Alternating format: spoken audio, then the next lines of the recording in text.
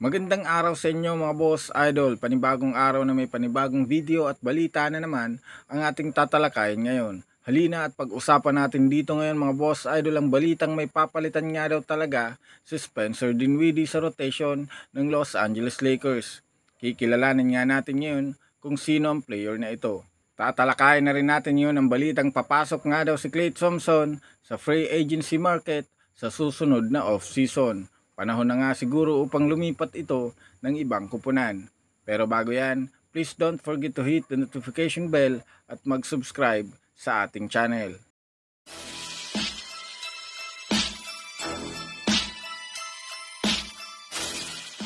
Tara na mga boss idol at unahin nga natin ngayon dito ang balita kay Klay Thompson. Lingid nga sa kaalaman ng lahat mga boss idol, tuloy-tuloy nga ngayon season ang pag-i-struggle ng todo ni Klay Thompson. Halos tumira lamang nga ito ng 25% sa 3-point line. Ito na rin naman nga ang rason bakit napapatagal ang pag-upo nito sa bench. Dagdag pa nga dyan mga boss idol dahil nga wala pa itong hawak na contract extension ngayong season, malamang sa malamang papasok ito sa free agency. Alam naman nga natin na tinanggihan nga nito ang $48 million 2 years extension na inoffer sa kanya noong nakaraang off-season. Ayon pa nga kay Klay mga boss idol, mas gusto nga daw nito ng kontrata na kagaya ni Draymond Green. Ibig sabihin kung hindi man ibibigay ng front office ng Warriors, malaki ang tsansang lumipat na nga ito.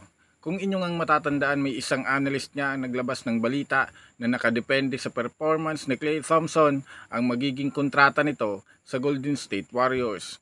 Kung magtuloy-tuloy nga ang pag-i-struggle nito sa mga susunod na laban ng Warriors hanggang sa post-season, ay mismong si Coach Steve Kerr na siguro ang magsasabing panahon na para buwagin ang kanilang lineup.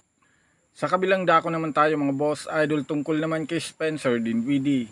Marami nga mga boss idol ang natuwa matapos official na makuha ng Lakers si Dinwiddie noong nakaraang araw. Ayon pa nga sa ibang analyst, malaking boost nga daw ito para sa kanilang frontcourt position. May depensa at maaasahan rin naman sa opensa. Pero ang pinakarason nga talaga bakit kinuha ni Rob Pelinka ang player na ito ay para palitan ang nawawalang tulong ni Gabe Vincent sa kanila. Kung inyong ang matatandaan mga boss idol, simula nga na mag-umpisa ang season ay nabibilang lamang sa daliri ang napaglaruan nito. Alam naman nga natin na ang kahinaan ngayon ng Lakers ay ang kakulangan ng mga players lalo sa front court.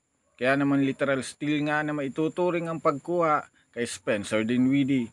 Dagdag pa nga dyan mga boss idol, maaari rin naman nga itong maging katulong ni Lebron at Anthony Davis sa pagbuwag ng depensa ng kalaban dahil may laro rin naman nga ito sa ilalim ng basket. Pero dahil nga malaki ang minuto na makukuha nito, malamang sa malamang may tatamaan na player dito na posibleng mabangko at isa nga dyan ay si Jalen Hood Schifino at Max Christie.